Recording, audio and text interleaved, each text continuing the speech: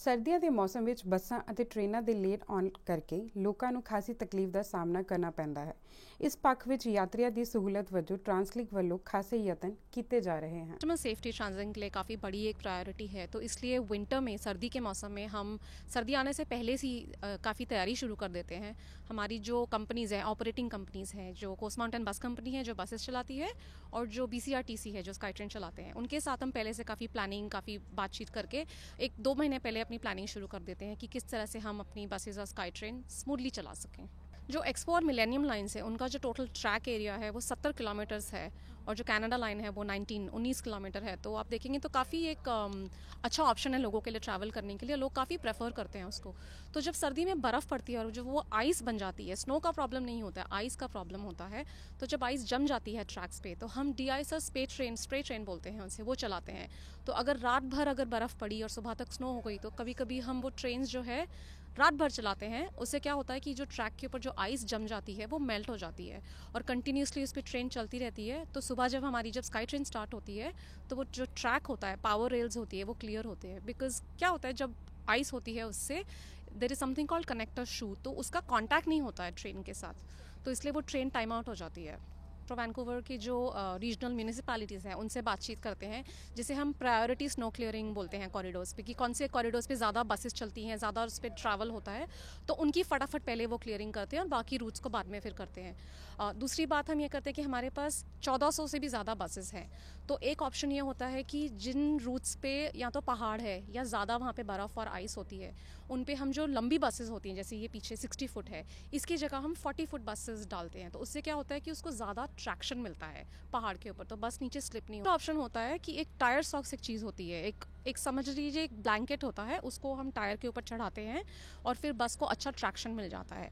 तो snow chains के हिसाब से वो काफ़ी अच्छा ऑप्शन होता है, काफ़ी लॉन्ग लास्टिंग होता है, तो उससे हमको ज़्यादा फ़ायदा होता है और बस आराम से चलती है। सिस्टम है वो पूरा लगभग 300 किलोमीटर से लंबा जो है पूरा सिस्टम है। तो जब उन पे आइस जम जाती है, तो उसके लिए भी हम एक एंटी आइसिंग एजेंट, एक ट्रक होता है उसमें एंटी आइसिंग एजेंट होता है, और वो ट्रक जो है उन ट्रॉली वायर्स के वहाँ पे पूरा उसको स्प्रे करता है ताकि ऊपर से आइस मेल्ट हो जाए और ट्रॉली वायर्स के साथ उनका कनेक्शन हो सके। तो काफ़ी काम होता है। डिफरेंट काइंड ऑफ जो ऑप्शंस हैं उनको कंटिन्यूसली चलाने के लिए काफ़ी डिफरेंट तरीके हैं हमारे पास। कई बार बस लेट है या टाइम तो पहला निकल गई है, तो यात्रियों लिए ज़रूरी है कि अपना ट्रिप पहला ही प्लान करके चलो, तो जो वेदर चेंजेस करके आई टेक्निकल इश्यूज तो बचा जा सके। जो कस्टमर्स हैं उनसे रिक्वेस्ट करते हैं कि सबसे पहले सबसे बड़ी चीज़ जो है, आप प्लान करिए। आपको पता है बर्फ़ हो रही है, आपको पता है आपको स्कूल या ऑफिस जाना है, तो आप वेदर चेक करिए, देखिए कि कैसा है।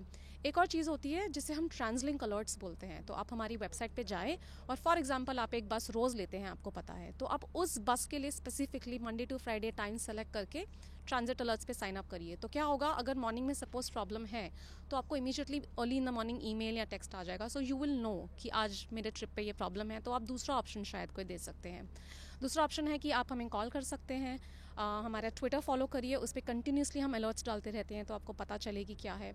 और एक ऑप्शन है आपके पास जिसे कि हम नेक्स्ट बस बोलते हैं। तो आप अगर बस स्टॉप पे खड़े हैं और जो साइन है उस पर एक नंबर होता है 3333, आप उस पर टेक्स्ट कीजिए अपना बस स्टॉप नंबर, वो भी आपको उस साइन पे लगेगा।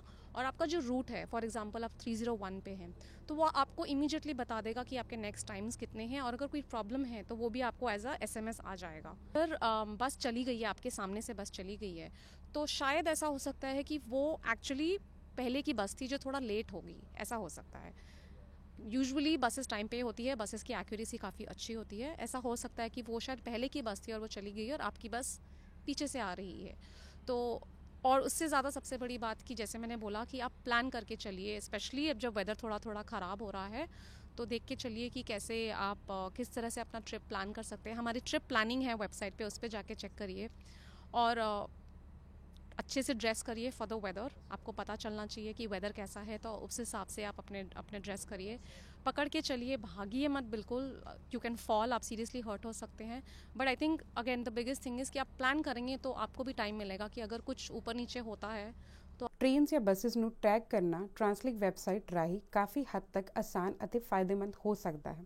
ਇਸ ਦੇ ਲਈ ਜ਼ਰੂਰੀ ਹੈ ਟਰਾਂਸਲਿੰਕ ਦੀ ਆਫੀਸ਼ੀਅਲ ਵੈਬਸਾਈਟ ਤੇ ਟਰੈਕਰ ਦੀ ਸਹੂਲਤ ਦਾ ਲਾਭ ਲਿਆ ਜਾ ਸਕੇ, ਜੋ ਕਿ ਤੁਹਾਨੂੰ ਬੱਸ ਬਾਰੇ ਹਰ ਮਿੰਟ ਨੋਟੀਫਾਈ ਕਰਦੀ ਰਹੇਗੀ। ਕੈਮਰਾਮੈਨ ਗੋਲਡੀ ਢਿੱਲੋਂ ਦੇ ਨਾਲ ਮੈਂ Gauri Duggal, BC round up, Richmond.